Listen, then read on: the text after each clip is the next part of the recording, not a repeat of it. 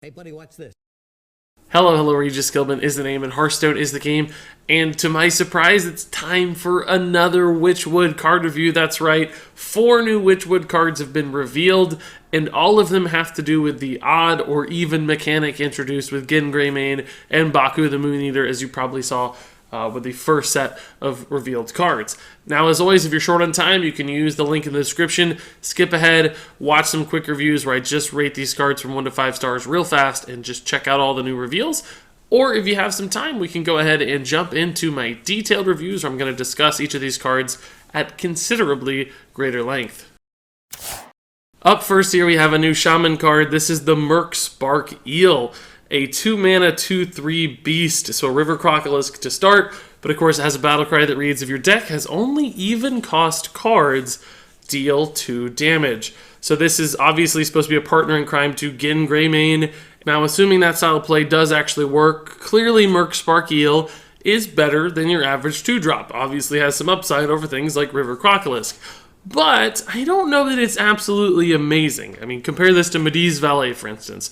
Medivh's Valet is a great card. It's a 2-mana 2/3 that does 3 damage to something. The problem here is 2 damage is significantly worse than 3 damage. I might say, that's only one point of difference, Regis. But there are so many minions that have 3 health in Hearthstone, and there are far fewer that only have 2. For instance, Murkspark Eel and Medivh's Valet both have 3 health. So I think the situations in which this is as good as something like Medivh's Valet are very, very slim. There's just not going to be that many opportunities where 2 damage makes a huge difference. 3 is so much stronger, and I don't see why they couldn't have made this 3. Clearly, you're making a pretty big sacrifice, compromising the consistency of integrity of your deck by running only even cost cards. Go ahead and bump it up to that 3 damage. I don't think it would have hurt much, because as it stands right now, this looks fine to me. It's clearly good. You can make some tempo plays, occasionally kill that Knife Juggler. It's something you'd like to often do on turn 2, sure. It's fine. But it's certainly not good enough to, like, compromise your deck. There's no inspiration here. You're not like, oh my god, I gotta run an even cost deck to squeeze in that Murkspark Eel. Now, perhaps that's the wrong perspective to look at these cards. I think you have to make the assumption that maybe Gin Greymane is the reason to compromise your deck, and this is just sort of a supporting piece, but I don't think it's that much better than the average 2-drop to really become a supporting piece. It just feels like a normal card almost. It doesn't feel all that exciting to me. So, although good, fundamentally good, not great, not that exciting, and certainly not enough yet still to convince me that I want to build an even cost deck, particularly in Shaman, where I don't think a 1-mana summon a totem from Gin Greymane is all that great.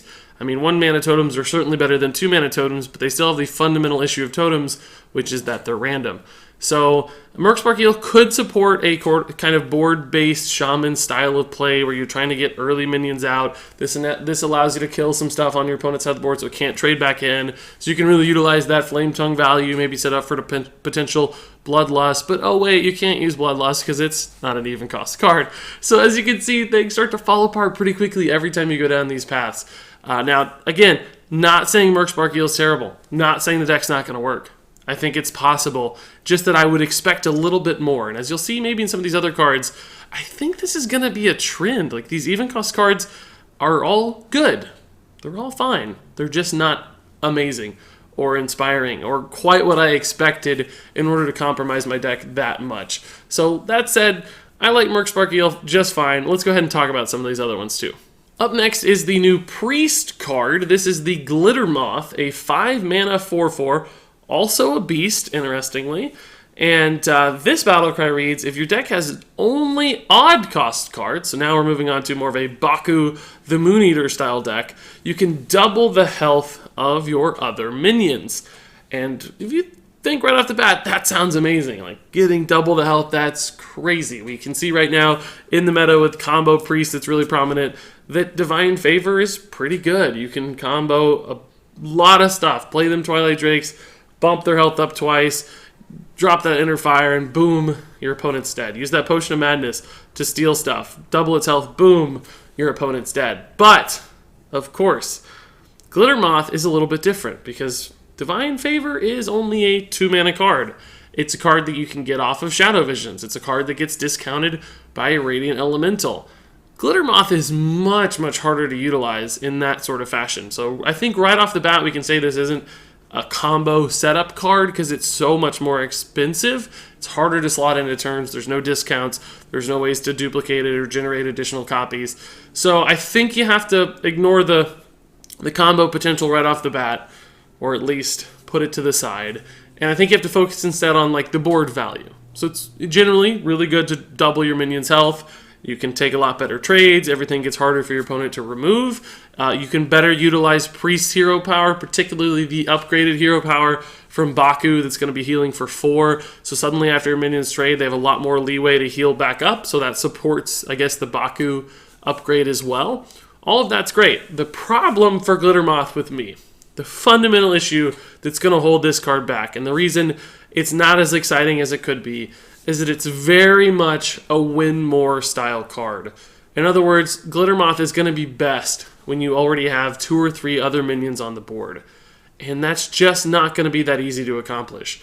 And if you've got an empty board and you want to play Glitter Moth alongside some other stuff, the problem there is if you want to play 2 or 3 minions right next to it, all in one turn, they're going to be like 2 and, well, in this case, 3 cost minions. You can't play 2 cost minions with Glitter Moth, but you're going to play like a 3 cost and a 1 cost minion.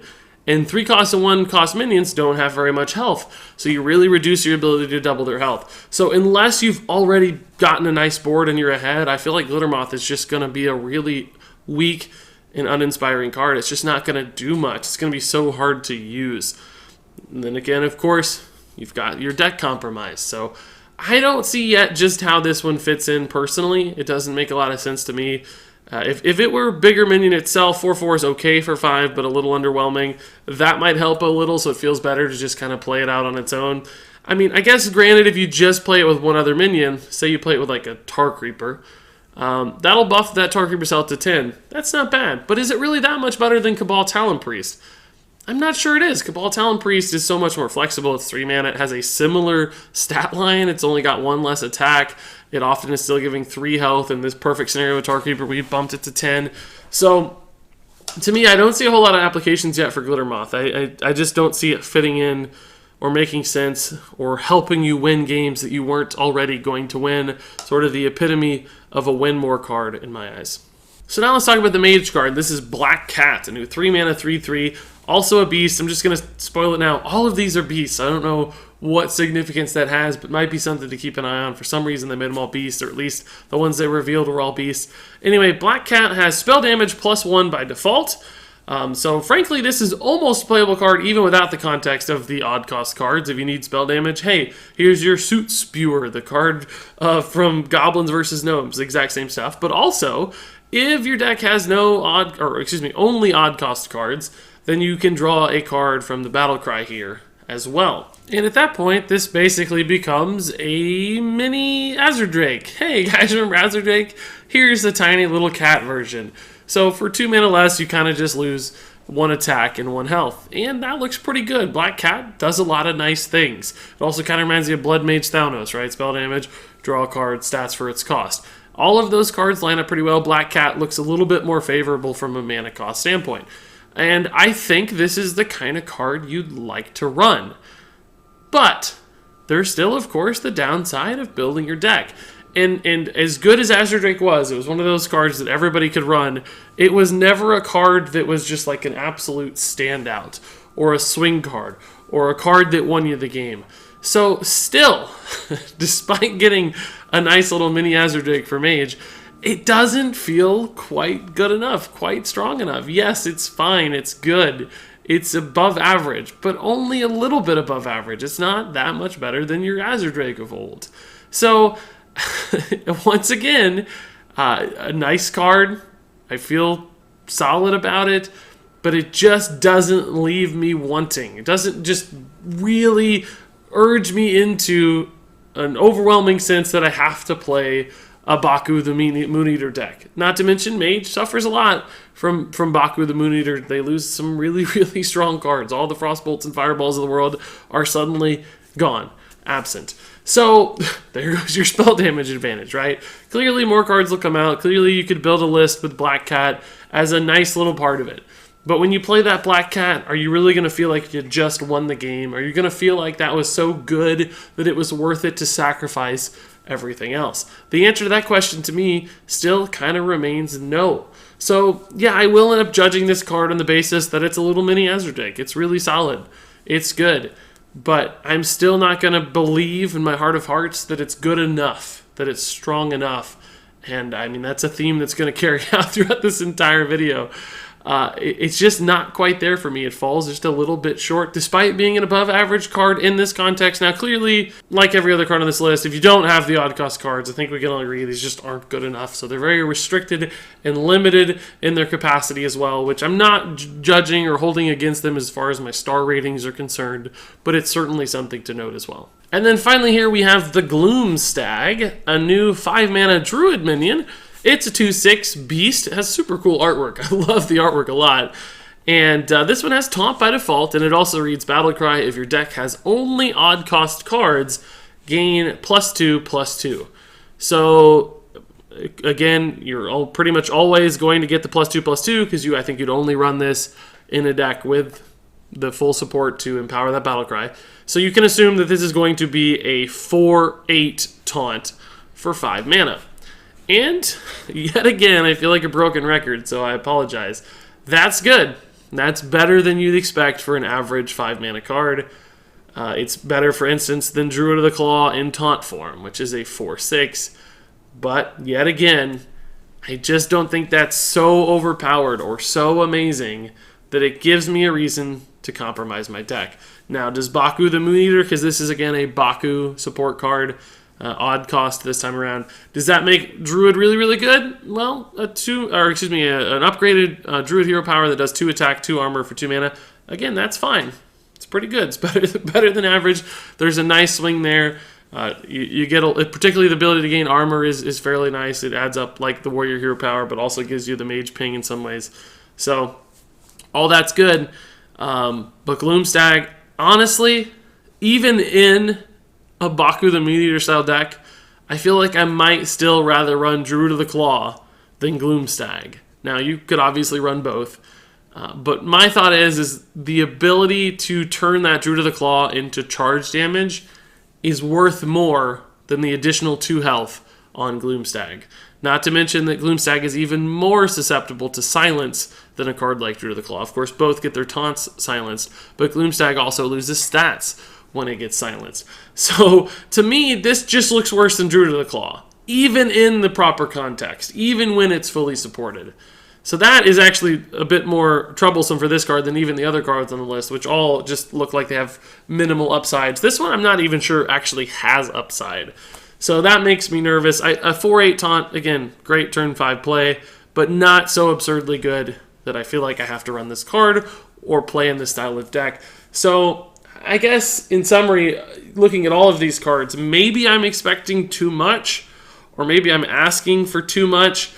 To me, it really seems these cards should be standouts. They should be defining. They should just really help you swing a game. But when I compare cards like these to things, just normal high-powered cards we've gotten in past sets that don't have this deck building challenge, think like Ultimate Infestation, think like Duskbreaker, think like Call to Arms.